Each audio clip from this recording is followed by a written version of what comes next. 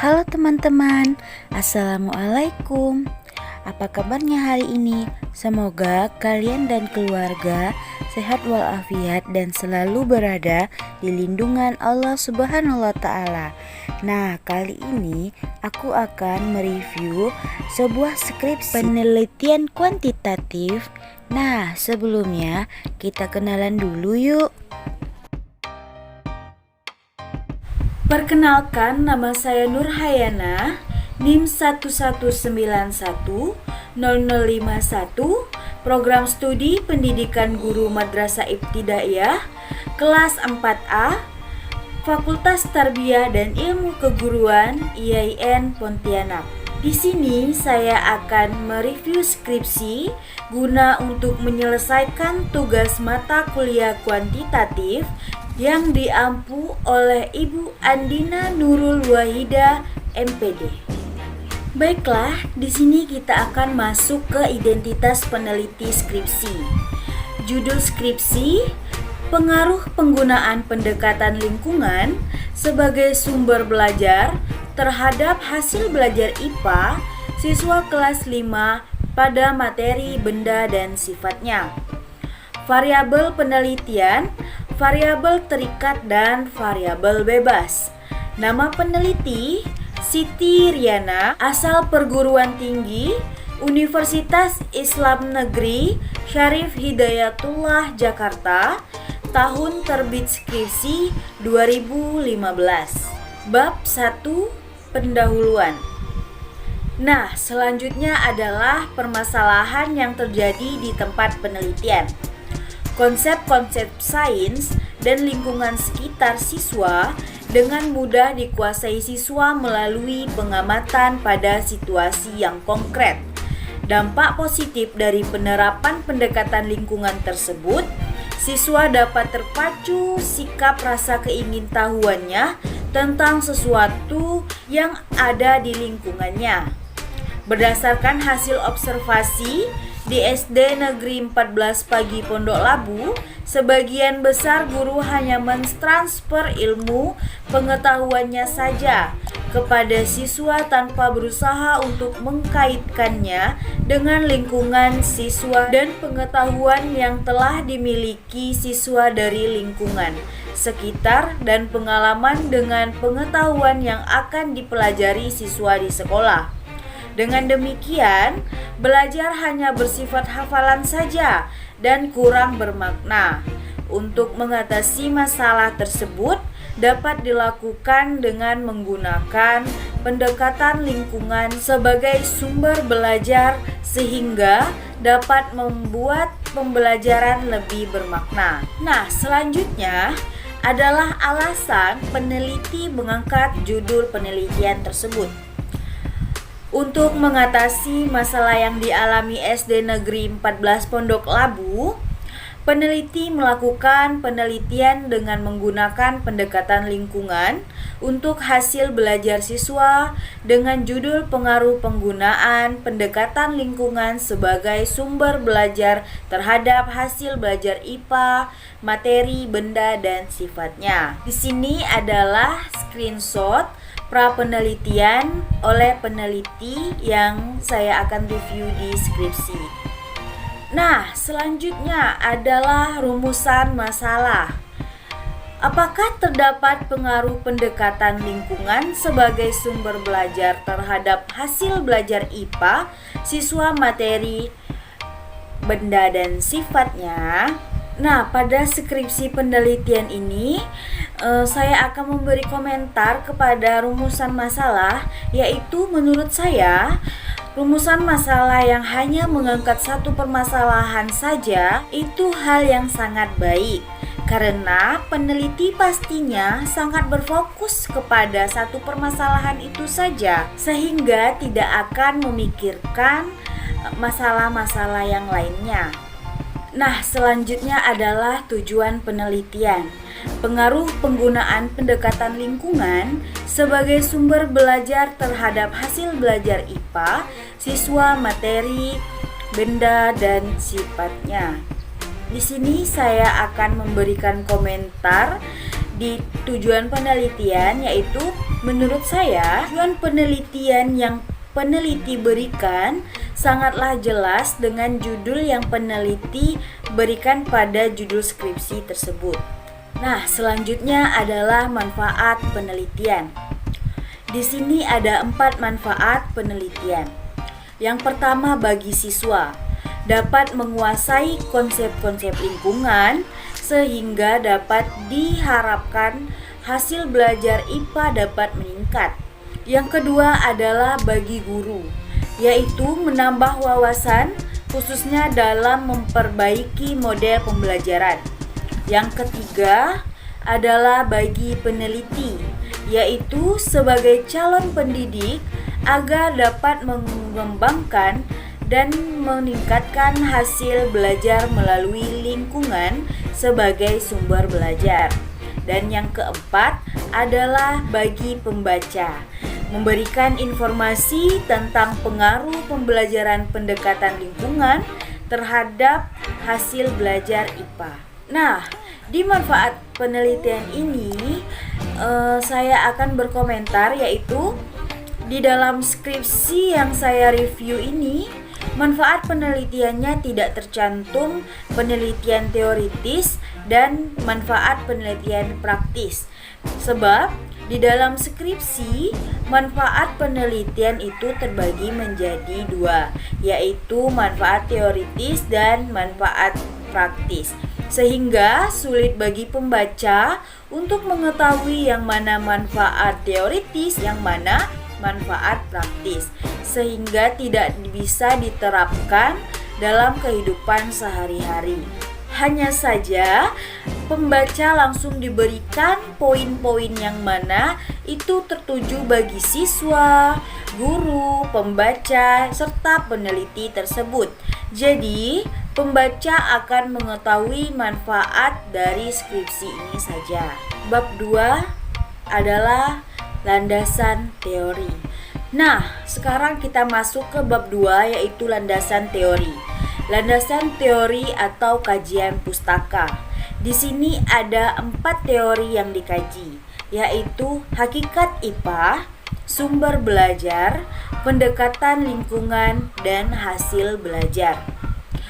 Yang pertama, hakikat IPA. Hakikat IPA dibagi 2 subteori. Yang pertama, pengertian IPA dan pembelajaran IPA di SD. Pengertian IPA didapat dari sumber kutipan Budi Akbar dan Gufron 2010 halaman 37, Patta Bundu 2006 halaman 10, Usman Samatoa 2010 halaman 3 sampai halaman 4. Pembelajaran IPA di SD didapatkan dari sumber kutipan Usman Samatoa tahun 2010 halaman 3 sampai halaman 4, Permendiknas nomor 22 tahun 2006. Yang kedua adalah sumber belajar. Di sumber belajar ini mempunyai 4 subteori, yaitu pengertian sumber belajar, macam-macam sumber belajar, manfaat sumber belajar, fungsi sumber belajar. Di sini pengertian dari sumber belajar didapatkan dari sumber kutipan Yusuf Hadi Miarso tahun 2013 di halaman 3 sampai halaman 4. Macam-macam sumber kutipan. Di sini peneliti tidak mencantumkan sumber kutipan di mana peneliti mendapatkan macam-macam sumber belajar. Terus manfaat sumber belajar yaitu dari sumber kutipan Rohani 2010 di halaman 8 sampai halaman 10, serta fungsi sumber belajar, yaitu di sini peneliti juga tidak memberikan sumber kutipan pada fungsi sumber belajar. Nah, untuk teori yang dikaji selanjutnya adalah pendekatan lingkungan. Nah, pendekatan lingkungan terdiri dari 7 subteori. Yang pertama adalah pengertian pendekatan lingkungan. Di sini, peneliti tidak mencantumkan sumber kutipan pada pengertian pendekatan lingkungan.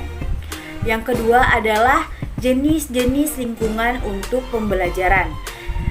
Didapatkan oleh sumber kutipan Mulyasa tahun 2009 di halaman 14 sampai halaman 15.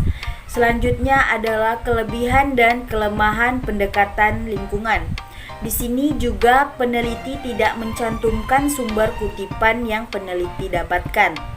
Yang keempat adalah langkah-langkah menggunakan pendekatan lingkungan. Di sini peneliti mengambil sumber kutipan dari Eldon de Anger 2004 halaman 5, Priska Kurniawati 2007, Anthony Kola 2008, Jeffries 2006. Selanjutnya, tujuan pembelajaran dengan pendekatan lingkungan. Di sini penulis mengambil sumber kutipan dari Line Ferguson, Tony Angel, dan Margaret Tudor 2001, Ray Suryo 2008. Selanjutnya, manfaat pendekatan lingkungan.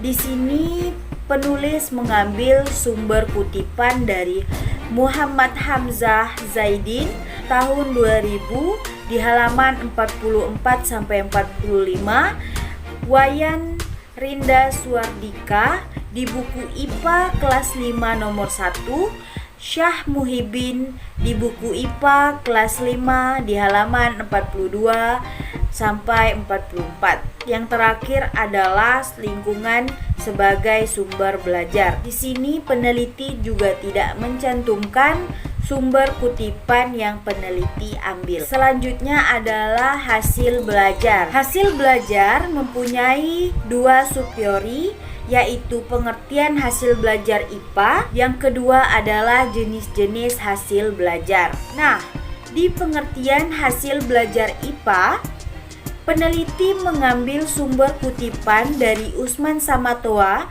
tahun 2010 halaman 3, Purwanto tahun 2011 halaman 44, Muhibin Syah tahun 2010 halaman 87, Alik Sobur tahun 2003 halaman 218, Iskandar Wasid tahun 2011 halaman 5, Nana Sejana tahun 2008 halaman 22. Yang kedua adalah jenis-jenis hasil belajar. Di sini penulis mengambil sumber kutipan dari Nana Sujana tahun 2008 halaman 22, Muhibin Syah tahun 2010 halaman 148 sampai 150, Anas Sudijono tahun 2011 halaman 11, Sukardi tahun 2011 halaman 72, Zulfiani halaman 66, Imam Gunawan dan Anggraini Retno, Anas Sudijono halaman 54 sampai 56. Nah, di sini saya akan berkomentar untuk landasan teori yang dituliskan oleh peneliti, yaitu landasan teori serta kajian teori dalam skripsi ini sangatlah jelas. Tetapi kurangnya di sini adalah peneliti menjelaskan hakikat IPA yang terlebih dahulu, tidak menjelaskan hasil belajar yang terlebih dahulu. Karena banyak skripsi yang saya lihat, pertama mereka menjelaskan hasil belajar terlebih dahulu. Tetapi di sini saya melihat peneliti menjelaskan hakikat IPA terlebih dahulu dan memberikan hasil belajarnya di akhir landasan teori tersebut. Nah, selanjutnya adalah kajian penelitian terdahulu atau kajian penelitian yang relevan. Di sini skripsi yang saya review, saya tidak ada melihat kajian penelitian terdahulu, atau kajian penelitian terdahulu ini peneliti tidak cantumkan di skripsi ini. Di sini saya akan memberi komentar Menurut saya, di dalam suatu skripsi harusnya diberi kajian penelitian terdahulu, karena kajian penelitian terdahulu ini adalah pandangan seorang peneliti lainnya untuk membuka wawasan dan memberikan kita pengetahuan. Bahkan mereka telah meneliti kasus ini terlebih dahulu sebelum peneliti. Mungkin saja skripsi ini memang belum pernah ada yang meneliti selain peneliti tersebut. Maka peneliti tidak memberikan kajian penelitian terdahulu. Selanjutnya, saya akan memberikan screenshot tentang kerangka berpikir yang dibuat oleh peneliti pada skripsi ini. Bab 3, metode penelitian. Kita sudah sampai ke bab 3, yaitu metode penelitian. Di sini ada pendekatan dan jenis penelitian. Pendekatan penelitian yaitu kuantitatif, jenis penelitian yaitu eksperimen.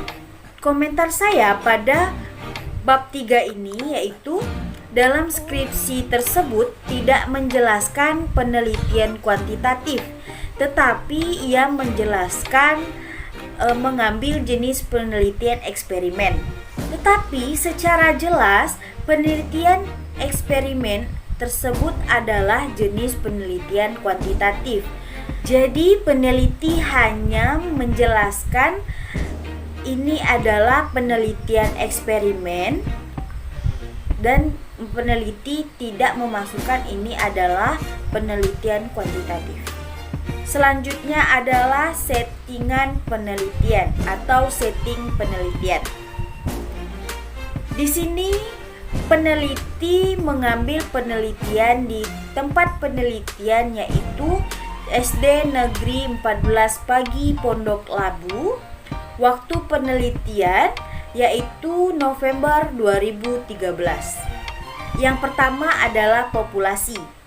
Populasi dalam penelitian ini adalah siswa dan siswi SD Negeri 14 Pagi Pondok Labu Jakarta Selatan. Namun penelitian tidak akan mengambil jumlah populasi secara keseluruhan, melainkan hanya mengambil sampelnya saja agar subjek yang diteliti tidak terlalu banyak. Yang kedua adalah sampel. Di sini sampel yang diteliti di dalam penelitian berjumlah 68 siswa, yaitu kelas 5A yang terdiri dari 34 siswa sebagai kelas kontrol dan kelas 5B yang terdiri dari 30 siswa sebagai kelas eksperimen. Komentar saya di populasi dan sampel penelitian ini yaitu menurut saya teknik pengambilan sampel pada skripsi ini hanya menggunakan teknik purpose sampling, yaitu penelitian hasil mengambil secara acak atau random. Peneliti juga tidak menggunakan ukuran sampel atau sample size, yaitu jumlah sumber yang diperlukan dalam sebuah penelitian merupakan aspek penting dari sebuah penelitian, karena menentukan presisi atau ketelitian, estimasi atau taksiran, dan reliabilitas atau konsistensi kesimpulan tentang hipotesis yang diuji. Nah, kita masuk ke teknik dan instrumen pengumpulan data. Sini peneliti mengambil instrumen atau teknik pengumpulan data yaitu teknik tertulis. Instrumen alat pengumpulan data yaitu soal pilihan ganda yang berupa tes objektif dalam bentuk pilihan ganda dengan 4 alternatif jawaban yaitu A, B, C, dan D pada konsep benda dan sifatnya. Tes disusun berdasarkan indikator yang sesuai dengan KTSP. Skor yang digunakan pada pilihan ganda adalah bernilai 1 untuk jawaban yang benar dan 0 untuk jawaban yang salah. Jadi akan kita gabungkan dengan rumusan masalah, yaitu apakah terdapat pengaruh pendekatan lingkungan sebagai sumber belajar terhadap hasil belajar IPA siswa, materi, benda, dan sifatnya, yaitu yang menggunakan teknik pengumpulan data, teknik tes tertulis, dengan soal pilihan ganda yang berupa tes objektif yang bentuk pilihan ganda dengan 4 alternatif A, B, C, dan D dengan indikator yang sesuai KTSP, dan skor yang digunakan adalah 1 untuk jawaban yang benar dan 0 adalah jawaban yang salah. Nah, di sini peneliti tidak mencantumkan lagi yaitu validitas dan reliabilitas. Nah, yang terakhir adalah teknis analisis data. Nah, di sini peneliti mengambil yaitu sebelum melakukan analisis data, terlebih dahulu dilakukan pengujian prasyarat analisis data yaitu uji normalitas dan homogenitas, yaitu guna mengetahui apakah data yang diperoleh terdistribusi normal dan mempunyai ragam yang homogen dan tidak. Nah, sekian review skripsi yang saya berikan. Lebih dan kurangnya saya mohon maaf. Wabillahi taufik wal hidayah. Wassalamualaikum warahmatullahi wabarakatuh.